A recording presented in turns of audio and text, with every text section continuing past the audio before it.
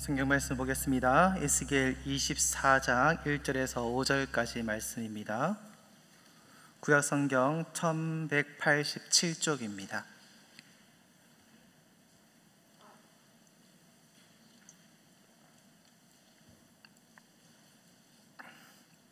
에스겔서 24장 1절에서 5절까지 한 절씩 교독하며 읽도록 하겠습니다. 아홉째 해 열째 달 열째 날에 여호와의 말씀이 내게 임하여 이르시되,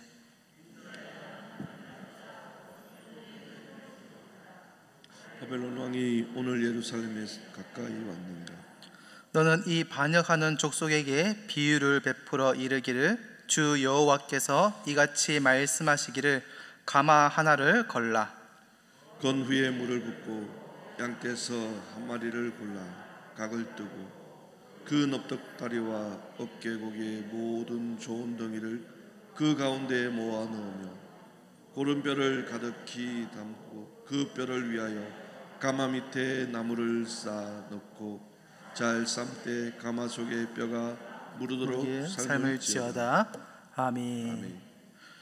네, 오늘은 에스겔서의 이야기를 나누려고 합니다. 근데 이 에스겔서의 이야기를 나누기 전에 우리가 이 에스겔서가 기록되었을 당시의 상황이 어떤지를 PPT를 보면서 잠시 살펴보고 말씀을 전하도록 하겠습니다. 네. 예루살렘을 보면은 저쪽에 무깃도라는 동그라미가 하나 있는데 요 근처가 예루살렘이었습니다. 그리고 보이진 적혀지진 않지만은 네, 이쪽이죠. 반대쪽이니까 이쪽에는, 이쪽 끝에는 바벨론과 아수르가, 그리고 이쪽 밑에는 애굽이 있었습니다. 근데 이때 바벨론이라는 나라의 나보포살이라는 왕과 그리고 아수르와 이제 전쟁이 벌어지게 됩니다.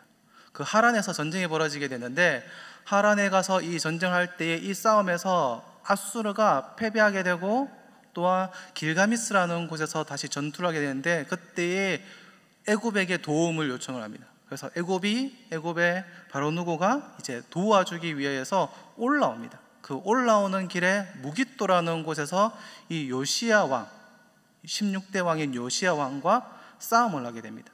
길을 비켜라, 길을 비켜줄 수 없다. 길을 비켜라, 길을 비켜줄 수 없다. 길 안 비키면 너 죽일 수밖에 없다. 결국에 여기서 누가? 요시야 왕이 죽게 됩니다. 그리고 애굽의 왕은 바로누고는 다시 올라가서 전쟁을 하게 되죠. 그때 이제 요시야 왕이 죽고 나서 왕이 된 사람이 둘째 아들이라고 볼 수 있는 이 왕이 여호아하스가 이 왕으로 세워진다. 백성들이 왕으로 세웁니다. 그리고 그 왕으로 세울 때에 위에서는 애굽의 바로누고와 나보포살이 싸움을 하고 있는 겁니다. 근데 그 싸움에서 둘이 결과를 내지 못하고 돌아가게 됩니다. 근데 돌아가는 중에 애굽의 바로누고가 돌아오다 보니까 분명히 왕을 죽였는데 또 다른 왕이 세워졌으니까 누구냐고 물어보고 결국 그 왕을 교체해버립니다. 누구를요? 첫째 아들이라고 할 수 있는 여호야김을 왕으로 세웁니다. 그리고 그 전에 왕이었던 여호아하스를 포로로 잡아서 데리고 가버립니다. 그렇게 데리고 가버리고 나서 이 여호야김은 이제 누구의 눈치를 보게 되겠습니까? 이제 애굽의 눈치를 보게 되는 겁니다. 애굽의 눈치를 보고 조심하고 그렇게 섬기고 있었는데, 이 4년 후 이 길가미스에서 두 번째 전투가 이제 벌어지게 됩니다. 두 번째 전투가 벌어지는데, 이곳에서 둘이 이제 애굽의 바로누고와 이제 두 번째 바벨론에서는 나보포살의 아들인 느부갓네살이 이 전쟁에 참여하게 됩니다. 근데 이 전쟁에서 애굽이 패배하게 되고 도망가게 됩니다. 이 도망하는 가운데 그것들을 쫓아오다가 보니까 이 느부갓네살이 어디에요? 이 예루살렘에 오게 되는 겁니다. 오고 보니까 이 여호야김을 이제 죽여버리든지 포로 잡아가든지 이렇게 하려고 했는데 어떻게 해요? 아버지가 위독하다라는 연락을 받고 그냥 어쩌면은 어느 정도 대충 마무리, 완벽한 마무리가 대충 마무리를 짓고 돌아가게 됩니다. 돌아가면서 이 첫 번째 1차 포로, 다니엘을 포함한 이 1차 포로가 잡혀가게 됩니다. 그럼 이제 이 여호야김이 눈치 봐야 될 곳이 두 곳이 됐습니다. 어디를요? 자기를 왕으로 세우는 애국과 그리고 쳐들어와서 애굽을 이겼던 바벨론과 둘 다를 눈치를 보게 됩니다. 근데 이 눈치를 보다가 그냥 적당히 잘 눈치를 봤으면 다행일 텐데 결국 우왕좌왕하다가 결국에는 바벨론을 배신하게 됩니다. 그 소식을 들은 이 느부갓네살이, 이거는 넘어가고요. 느부갓네살이 이 여호야김을 죽이기 위해서 특공대를 보내게 됩니다. 갈대아와 아람과 모압과 암몬의 군대가 와서 이 왕을 죽이게 됩니다. 그리고 죽고 나니까 어떻게 해요? 그 아들 여호야김의 아들인 여호야킨이 왕이 됩니다.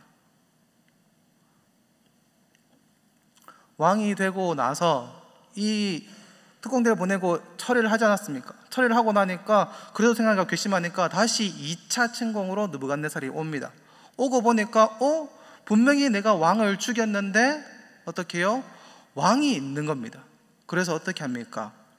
네가 누군데 함부로 왕이 되었느냐 라고 얘기하면서 그 왕을 폐위시켜버리고 다른 왕, 삼촌이죠, 여호야킨의 삼촌인 시드기야가 이제 마지막 왕이 됩니다. 그리고 이때 금과 여러 가지 포로들과 다 잡아서 우리의 오늘 성경의 주인공인 에스겔도 함께 이때 잡혀가게 됩니다. 그러고 나면 이제 누구요? 시드기야는 누가 세웠습니까? 바벨론이 이제 왕을 세웠습니다. 그러면은 어쩌면은 차라리 바벨론의 눈치를 보면서 조용히 있었으면은 괜찮을 수 있는데, 또한 주위의 연합군이라는 이런 것들을 함으로 인해서 하면서 누구에게? 다시 바벨론에게 반기를 들게 되고, 또한 바벨론이 다시 쳐들어오게 되고, 그들이 3차 포로 다 잡혀가게 되고 다 죽임을 당하는 그런 일들이 벌어집니다. 이 오늘 성경의 본문의 역사는 바로 이 포로대전, 잡혀져서 2차 포로 귀환 이후, 그리고 바벨론에 의해서 3차 침공에서 둘러싸였을 때를 이야기합니다. 네, 화면 꺼주시면 되겠습니다. 그래서 이 에스겔은요, BC 597년에 25세가 되던 해에 어디로요? 여호야긴 왕과 함께 바벨론으로 잡혀갔습니다.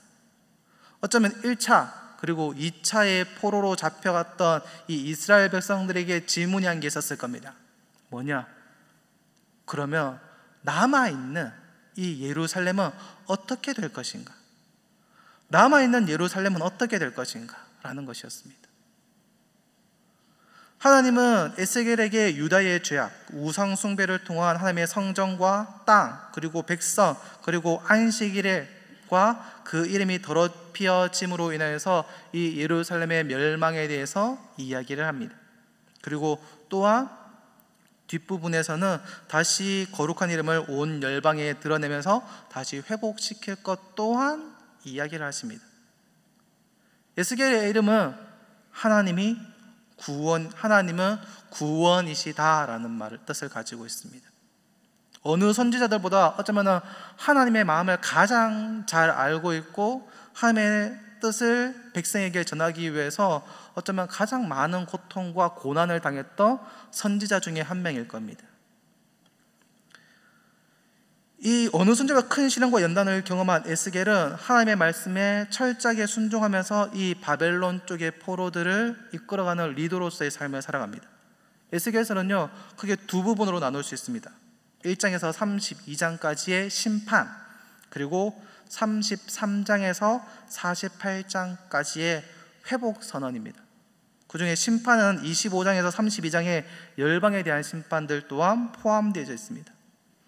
오늘 읽었던 24장 앞에 보면은 22장, 23장을 보면요, 그냥 큰 제목만 딱딱 보더라도 무엇을 알 수 있느냐면은 하나님께서 이스라엘을 심판하시고 계시는구나라는 것을, 이스라엘이 왜 이런 죄를 저질렀기 때문에 이런 하나님께서 벌을 내리시는구나라는 것들을 얘기하고 있습니다. 벌을 받는 예루살렘, 오홀리아와 그런 풀무불에 들어간 이스라엘, 그리고 선지자, 제사장, 고관들의 죄, 그리고 오홀라와 오홀리바의 행음, 그리고 재판, 무엇을 얘기합니까? 22장, 23장에서 오늘 얘기하는 이 24장의 심판이 왜 일어나야 되는지에 대한 것들을, 죄를 조목조목 이야기해 주고 있는 겁니다. 그러니까 하나님께서 어떻게 해요? 내가 그냥 기분 나쁘다고 너희를 멸망시키는 거 아니다. 내가 그냥 아무 이유 없이 너희들을 이런 고난을 당하게 하는 것이 아니다라는 것을 22장, 23장에서 그들의 죄, 너희들의 죄, 이스라엘의 죄가 무엇인지를, 예루살렘의 죄가 무엇인지를 조목조목 이야기하면서 그 죄를 심판할 수밖에 없는 이유를 이야기하고 계시는 겁니다. 어쩌면 이 24장에 나오는 이 짤막한 기사, 그렇게 길지 않습니다. 그런데 어쩌면 이 짤막한 24장 한 장이 어쩌면 성경 66권 중에서 하나님의 진노가 가장 강하게 나타나 있는 장이 아닌가 싶습니다. 에스겔서는 굉장히 무겁고 어둡습니다. 그리고 이 24장이 하나님의 진노가 가장 크게 타오르는 장면을 얘기합니다. 이때가 언제냐? 주전 588년 10월 10일, 오늘 1절에 나왔던 건 아홉째의 열째 달 열째 날, 이 날입니다.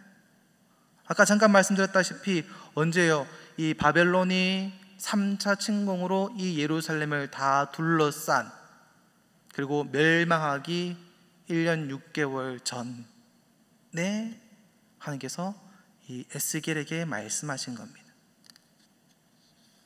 2절에 보면은 바벨론 왕이 오늘 예루살렘에 가까이 왔다라고 합니다. 여기서 가까이 왔다라는 말이 개역 한글 성경에는요, 핍근하였다라는 말을 적혀져 있습니다. 닥칠 핍, 가까울 그, 핍박이 가까워왔다. 쉽게 얘기하면 애워쌌다, 포위됐다, 이제 멸망할 때가 멀지 않았다라는 것을 얘기해 주는 겁니다. 그러면서 3절에 너는 이 반역하는 족속에게 비유를 베풀어 이르기를, 비유를 베풀어, 실제가 아니라 비유로 얘기하는 겁니다. 여호와께서 이같이 말씀하시기를 가마 하나를 걸어라. 첫 번째 반역하는 족속이라고 얘기했는데, 쉽게 얘기하면 바벨론을 반역했는 것 또한 포함되겠지만은 또한 22장, 23장의 얘기 내용처럼 하나님을 배반했던 것 또한 같이 얘기하는 것입니다. 그러면서 가마 하나를 걸어 놓으라고 그러는데, 이 가마가 무엇이겠습니까? 정수리에 있는 가마? 아니면 꽃가마 타고 하는 그 가마? 아니죠. 우리가 잘 아는 이제 우리로는 염소, 여물, 소, 여물 끓이는 그 큰 가마, 무쇠솥 하는 그겁니다. 그것들을 가마 하나를 걸으라고 얘기합니다.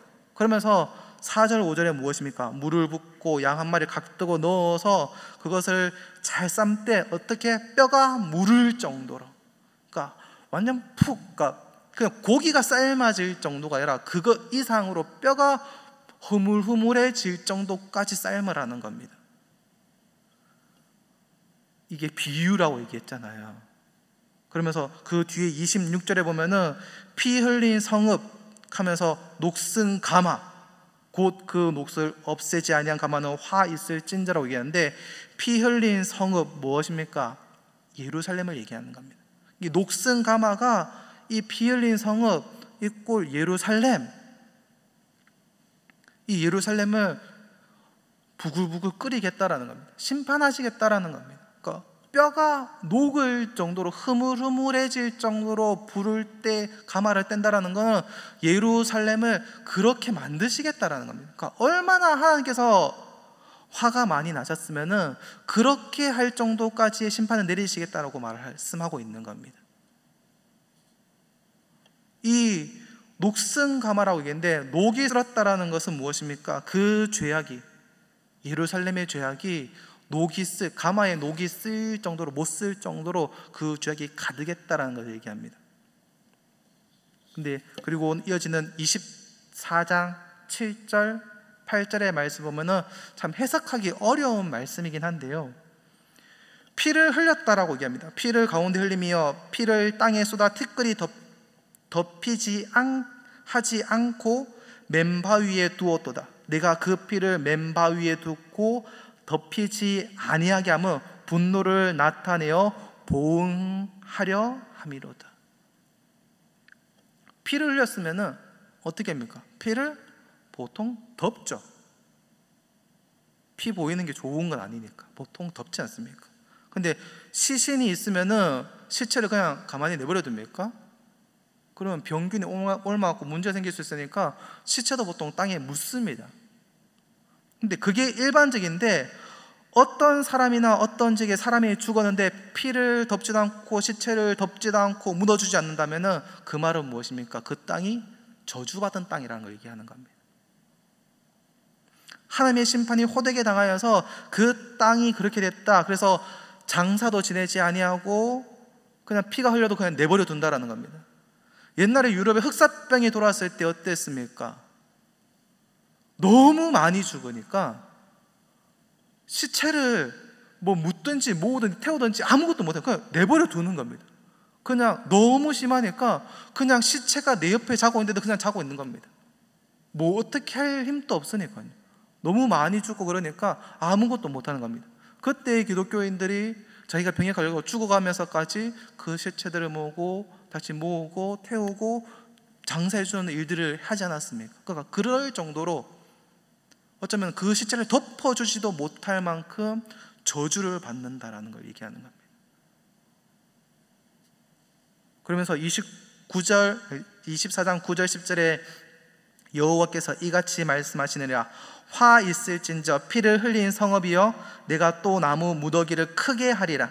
나무를 많이 쌓고 불을 피워 그 고기를 삶아 녹이고 국물을 졸이고 그 뼈를 태우고, 그리고 어떻게 해요? 11절에 가마가 빈 후에 숯불 위에 놓아 뜨겁게 하며 그 가마에 놋을 달고 그 속에 더러운 것을 녹게 하며 녹이 소멸되게 하라. 아까 고기를 가득 넣고 삶았지 않습니까? 근데 그것을 제비 뽑을 것도 없이 그냥 다 고기를 다 꺼내라고 얘기했거든요. 널 부러뜨려놔. 그렇게 해놓고 다시 어떻게 해요? 다시 고기를 꺼냈으면 끝났잖아요. 끝난 게 거기 다시 또 나무를 떼서 불을 태우라는 겁니다. 어떻게? 뼈가 탈 만큼 많이 피워서 국물을 졸이고 뼈를 태우고 그 다음에 이 녹이 소멸될 때까지 그 일을 하라라고 이해하시는 겁니다. 경상도 지역에는 가마솥을 길들인다라는 말이 있다고 합니다. 저도 잘 모르는데 어떤 분이 그렇게 얘기하시더라고요.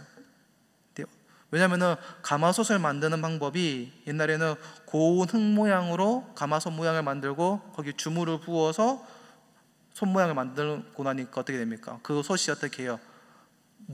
고운 모래를 제거하더라도 약간 우둘투둘한 게 남아 있으니까 어떻게 해요? 돼지 비계를 사서 그 안에 완전 끓이는 겁니다. 그러면서 그 녹이 우둘투둘한 게 다 없어질 때까지 다 비벼가지고 닦아내고 해서 길들여서 반질반질하게 만든다라는 겁니다. 무엇입니까? 이 히브리 민족에도 비슷한 개념을 가지고 있었던 것 같습니다.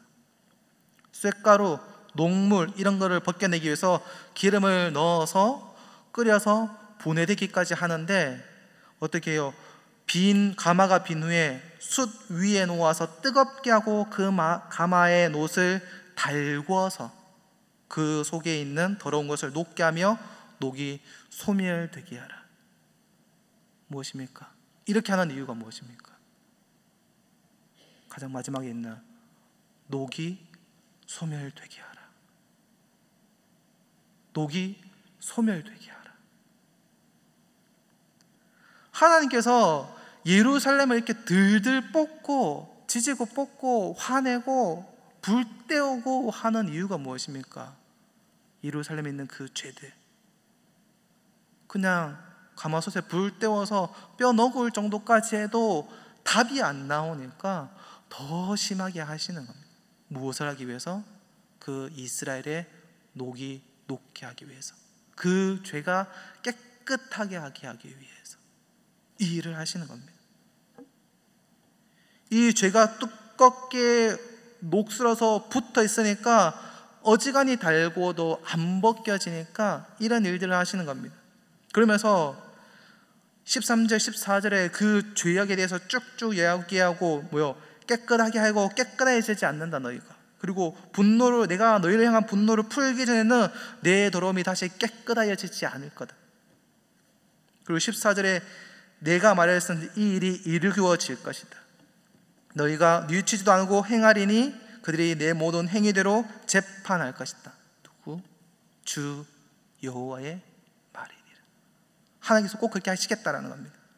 어쩌면은 지옥의 축소판 같습니다. 완전히 불태워서 지글지글 끓는, 너무나 뜨거운. 근데 이것이 예루살렘은 지옥의 맛보기처럼 그렇게 진노의 불을 뗀다라고 말씀하시는 겁니다. 어쩌면 우리는 좋으신 하나님을 생각합니다. 사랑이 많으신 하나님. 나의 죄도 하나님께서 엎드리면은, 그래, 내가 너 용서해 줄게. 그래, 내가 너 받아줄게. 그런 것들 우리가 너무나 많이 들었습니다. 그리고 많이 생각합니다. 무서우신 하나님보다는 어쩌면 우리 한국 교회는 그냥 사랑이 많으신 하나님이라는 이미지가 더 많이 있습니다. 근데 오늘 말씀을 보면은 어떻습니까? 성경에는요, 사람이 회개치 않으며 저가 칼을 가르시며 매일 분노하시는 여호와시로다. 사람이 회개하지 않으면 하나님께서 칼을 가는 것처럼 매일 분노한다고 얘기하십니다. 칼을 갈고 계시는 하나님, 가마솥에 불을 떼우고 계시는 하나님, 그리고 지옥의 불을 피우고 계시는 하나님. 어쩌면 우리에게 좀 생소한 하나님이죠.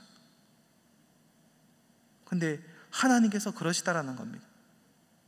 이 진노의 말씀이 성경에 있다는 사실도 잘 인식이 되지 않는데 15절 이하에 쭉 내려오면요, 정말 황망한 내용들을 기록되어져 있습니다.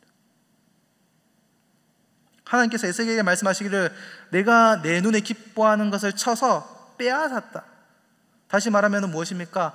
하나님께서 에스겔의 아내를 데려가시겠다라는 겁니다. 그런데 그럴 때 네가 슬퍼하거나 울거나 눈물 흘리거나 그러지 말아라 라고 얘기합니다. 어쩌면 아마 슬픔이 극에 달하면은요, 아마 눈에 눈물도 안 나올 겁니다. 그냥 멍해지는 겁니다. 근데 그렇게 멍해질 충격을 에스겔에게 주시겠다고 말씀하십니다. 어떤 조사에서요, 스트레스를 개수를 재봤는데요, 가장 큰 게요, 배우자의 상실이라고 합니다.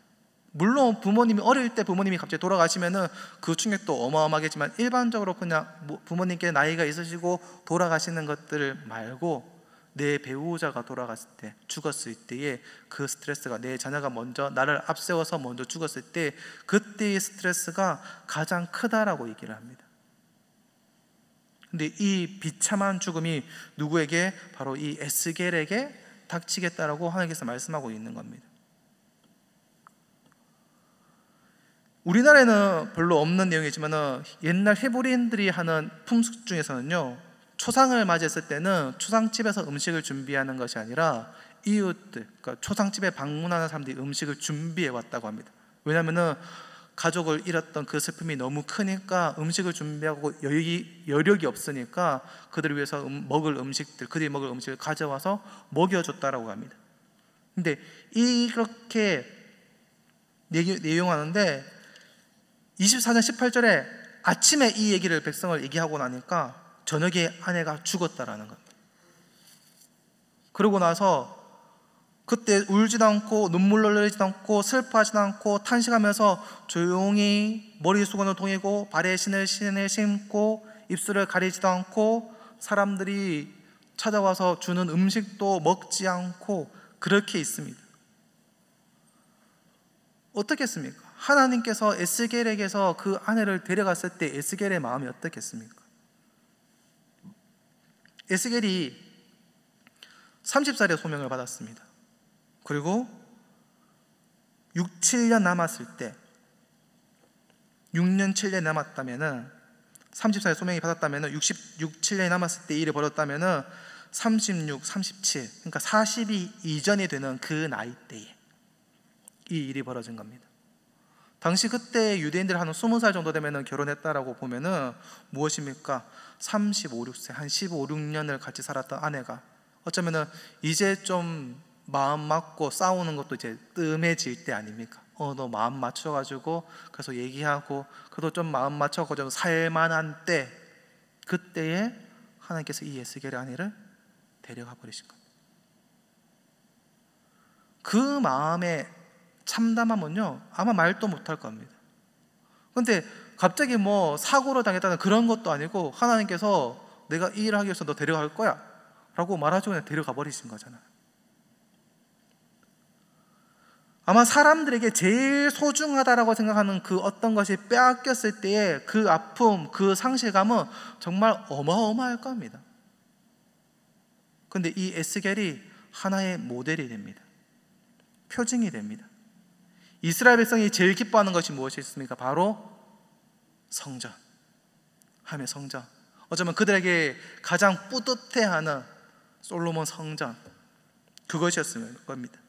근데 이스라엘 백성들만 성전을 기뻐한 것이 아니라 하나님 또한 그 성전을 기뻐하셔서 자기 이름을 거기에 두셨습니다. 그런데요, 이 성전을 빼앗아 갈 것이다 라고 말씀하고 있는 겁니다. 이 성전이 불타 없어질 것이다 말씀하고 있는 겁니다. 그 성전을 허물어 버리겠다. 그리고 그날에 어떤 일이 벌어지느냐면은 이 에스겔이 당한 그 모든 고통, 모든 표징이 누구? 예루살렘에도 그대로 벌어질 거라는 걸 얘기하고 있는 겁니다. 남편을 잃어버리거나 자녀를 잃어버리거나 아내를 잃어버리고 울지도 못하고 슬퍼하지도 못하고 탄식만 하다가 기진하게 될 거다. 에스겔이 당한 것이 표징이 되고 너희가 그보다 더 험한 일을 당하게 될 것이다 라는 걸 얘기하는 겁니다. 그러니까 이스라엘 민족 전체, 남은 유대인 전체가 곧 맛보게 될 것을 에스겔이 먼저 맛보게 되는 겁니다. 그런데 여기서요, 한 단계 더 연장을 해봅시다. 하나님이 먼저 그 일을 맛봤습니다. 어떻게 해요? 하나님의 첫사랑, 하나님이 사랑하는 예루살렘, 이스라엘, 유다, 그 나라가 어떻겠습니까? 하나님을 버리고 떠나가 버렸습니다. 그 예루살렘을 처단하는 그 하나님의 마음은 어떠했겠습니까? 내 사랑하는 예루살렘을 처단하고 공격해야 되는 하나님의 마음이 어떠했겠습니까? 그리고 에스겔이 그 사랑하는 아내를 먼저 떠나보내는 마음이 어떠했겠습니까? 그리고 그 일들이 이제 누구에게? 이 예루살렘에게도 그 일이 벌어지는 겁니다. 에스겔에게 한번 봐봐라, 내 눈에 기뻐하는 것을 빼앗아 갈 거니까 울거나 슬퍼하지 마라 이렇게 해놓고 이스라엘 백성이 전부 이 일을 당하게 하겠다, 그 얘기를 하는 겁니다. 다른 사람들이 에스겔에 외워서 왜 네가 지금 사랑하는 아내가 죽었는데 왜 이렇게 울지도 않고 통곡하지도 않고 왜 음식도 먹지 않고 왜 이렇게 있느냐? 예루살렘도 이렇게 될 거다, 너희도 이렇게 될 거다. 그것들을 하나님의 마음으로 에스겔이 이야기하고 있는 겁니다. 그러면서 25절 26절에 인자야 네가 그 힘과 즐거워하는 영광과 그 눈이 기뻐하는 것과 그 마음이 간절하게 생각하는 자녀를 데려가는 날, 곧 그날에 도피한 자가 내게 나와서 내 귀에 그 일을 들려주지 아니하겠느냐. 그날에 내 입이 열려서 도피한 자에게 말하고 다시는 잠잠하지 아니라 하리라. 이같이 너는 그들에게 표징이 되고 그들은 내가 여호와인 줄 알리라. 그날이 당했을 때, 그 일이 닥쳤을 때, 에스겔이 얘기했던 게 이거였구나. 에스겔이 하나님의 말씀을 전했던 게 이거였구나. 그 일이 닥치면 하나님이 계시는구나.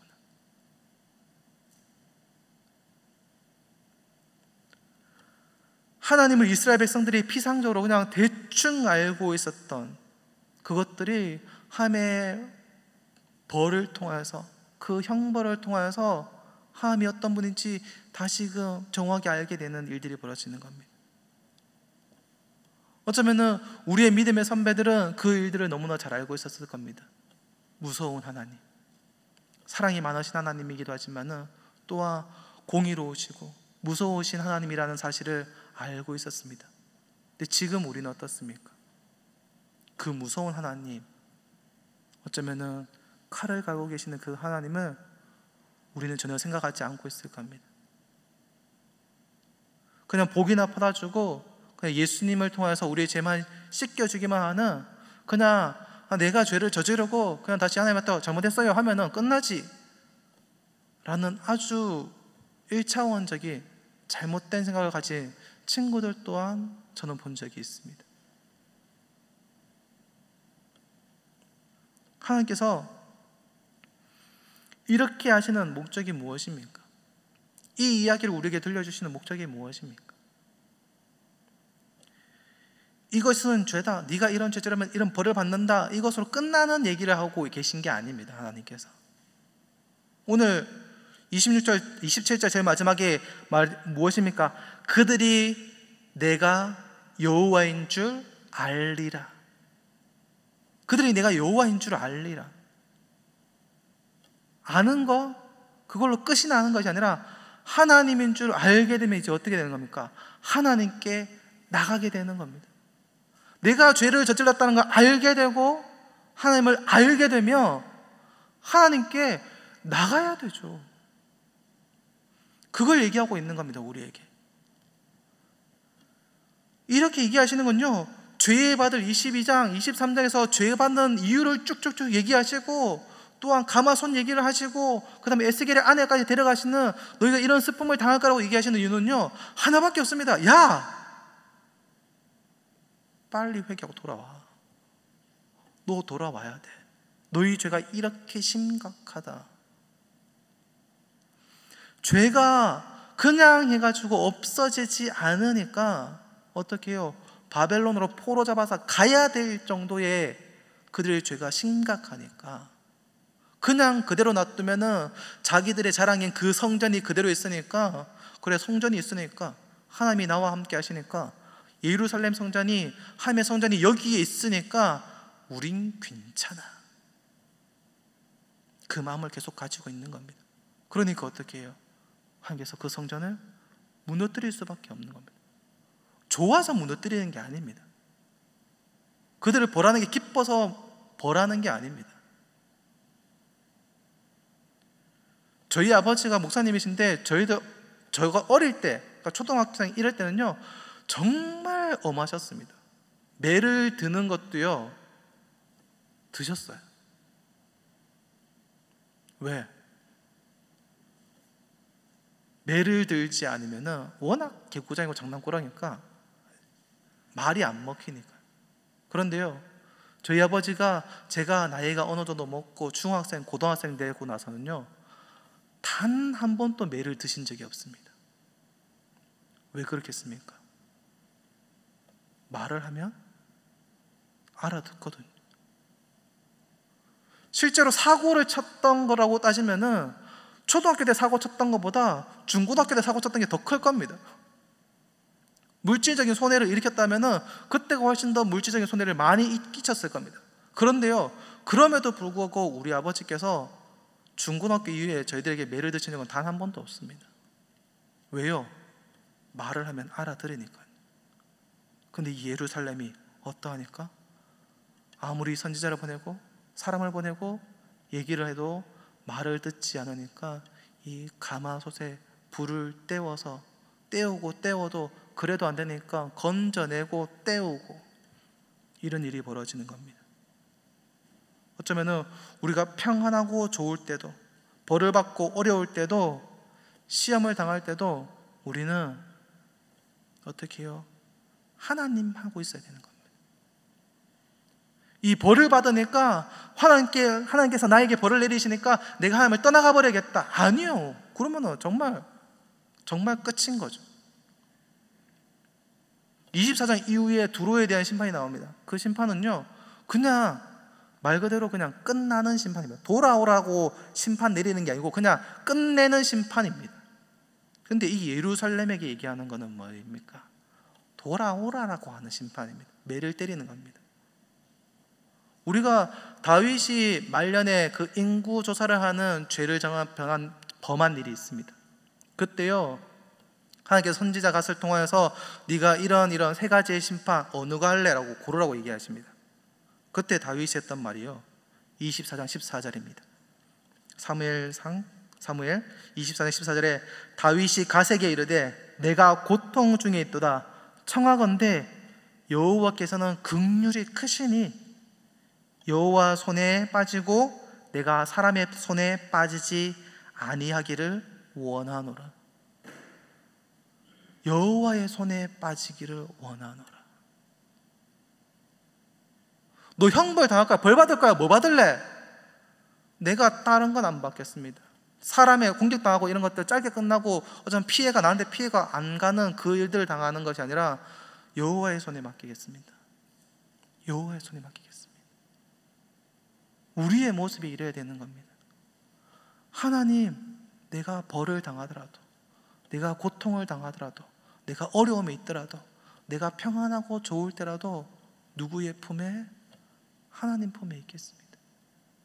내가 어려울지라도, 내가 죄를 지어서 이 어려움을 당할지라도 내가 하나님을 떠나지 않겠습니다. 이 벌을 내리시는 게 하나님인 줄 알고 있지만 그럼에도 불구하고 내가 하나님 편에 있겠습니다. 왜요? 그 벌을 받고 다시 회복시키실 분도 하나님이시기 때문입니다. 저와 여러분들이 이 녹슨 가마의 이 에스겔의 말씀을 통하여서 나의 죄를 한번 되돌아보기도 하고, 혹은 내가 어려움을 당하고 있다면 왜 이 어려움을 당하고 있는지 나 자신을 돌아보기도 하고, 그러면서 내가 어려움 때문에, 힘듦 때문에 하나님을 떠나가 버리는 자들이 아니라 도리어 하나님께서 무엇이라고 했습니까? 그렇게 부를 땐 이유가 뭐예요? 녹을 녹이게 하기 위해서, 나의 죄를 정결하게 하기 위해서, 나에게 시련과 고난이 있는 이유도 내 가운데 나를 다듬어 가시기 위해서라는 것을 우리가 기억하고, 하나님, 내가 온전히 하나님만 따르겠습니다, 하나님만 의지하겠습니다, 그 고백을 하는 저와 여러분이 되기를 주님의 이름으로 축원합니다. 기도하겠습니다. 하나님 아버지, 감사합니다. 오늘 에스겔의 말씀을 통하여서 하나님의 말씀을 살펴보게 됩니다. 이 말씀을 통해서 우리가 하나님의 뜻을 정확히 깨닫는 자들이 되게 하여 주옵소서. 단순히 하나님께서 형벌을 내리시는 것이, 하나님께서 벌을 내리시는 것이 아무런 죄 없는 자들에게 벌을 내리시는 분이 아니라는 사실들을 우리가 오늘 말씀을 통해서 깨닫게 됩니다. 또한 그것으로 그치는 것이 아니라 하나님의 내리시는 그 벌이 단지 벌을 위한 벌이 아닌 우리를 정결하게 하고 우리를 깨끗하게 하고 다시 하나님께 돌아오게 하기 위한 그 형벌임을 우리가 기억하는 자들이 되게 하여 주옵소서. 그리하여 우리가 늘 하나님만을 의지하는 자, 하나님만을 바라보는 자, 하나님 안에 있는 자들이 되게 하여 주옵소서. 예수님 이름으로 기도합니다. 아멘.